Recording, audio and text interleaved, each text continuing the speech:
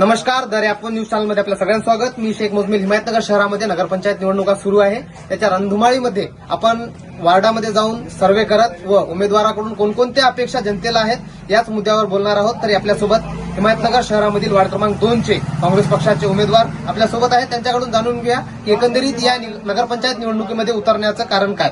Sir, काय सांगणार? नमस्कार, मी विनोद गणपत गुंडेवार. मला काँग्रेस पक्षाने उमेदवारी दिलेली आहे. 2 मिनिटं. मागील वर्षामध्ये निवडणुका झाल्या नाहीत, त्याच्यामुळे सगळे विकास कामे थांबून आहेत. सगळे नाली रस्ते खोदून ठेवलेले आहेत. कुठलाही विकास झाला नाही, कचरा जागेवरच आहे. आणि बरेच जणांचे घरकुलं मंजूर होऊन पण आलेले नाहीत. आणखी ते आपण घरकुला समोर जाऊन कामे करून घेऊ घरकुलाची. सर, आता सध्यामध्ये नगरपंचायत निवडणुका सुरू आहेत आणि जनतेला तुम्ही काय सांगणार की 2 तारखेला मतदान प्रक्रिया पार पडणार आहे? जनतेला हेच सांगेल की समोर आम्ही जेव्हा निवडून येऊ तेव्हा आपण सगळे कामं विकासाचे मार्गी लावून घेऊतात. रस्त्याचे कामे, पाण्याचे, नालीचे, घरकुलाचे सगळे कामे आपण मंजूर करून घेऊ. आपल्यासोबत वार्ड क्रमांक 2चे उमेदवार प्रतिनिधी म्हणून अजीम हिंदुस्थानी सोबत आहेत. त्यांच्या नावाची ओळख पूर्ण शहराला नव्हे तर पूर्ण तालुक्याला आहे. त्यांच्याकडून जाणून घेऊया की एकंदरीत उमेदवार प्रतिनिधी म्हणून त्यांच्याकडे कोणकोणत्या समस्या हिमायतनगर शहरामध्ये जाणवतात आणि ते कशा प्रकारे सोडवण्याचा प्रयत्न करणार आहेत. काय सर सांगणार एकंदरीत? सर्वात मोठा प्रश्न हिमायतनगर म्हणजे स्वच्छतेचा आहे.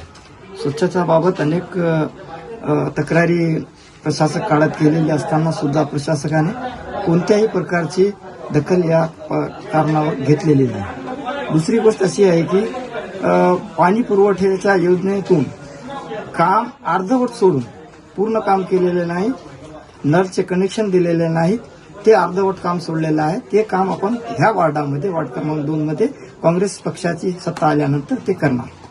सर, एकंदरीत सध्या नगरपंचायत निवडणुकांमध्ये नगराध्यक्ष पद हे थेट जनतेतून आहे.